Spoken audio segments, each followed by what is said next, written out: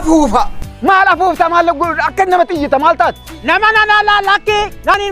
maqaan kiyya fuufaa malee afuufaa miti abbaa kiyya beektamitti goota turu isatu maqaa naa waame naa baase innis maalinni fuufaa malee afuufaa naan hin jedhu kanaafu gurra namaatti maa jettare suute jettee afuuftu maal namatti iyyisiif namni rafeera miti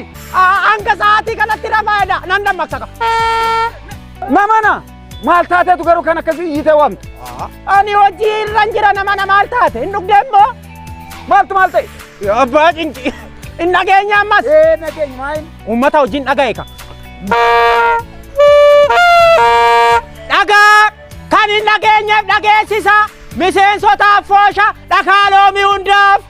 boruu ganama sa'aatii 2 walakkaatti gaaddisa keenya jalatti akka wal arginu ajandaan tokkoffaani dura taa foosha keenya fudhachuu taa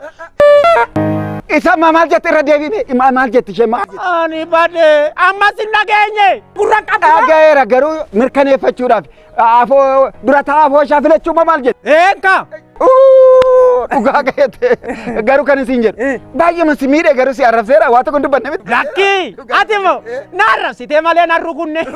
dhugaa ala hidhiin kee yoo cocooli geera dhugaa baadiliin adibika wayyaare jetteere haa ta'u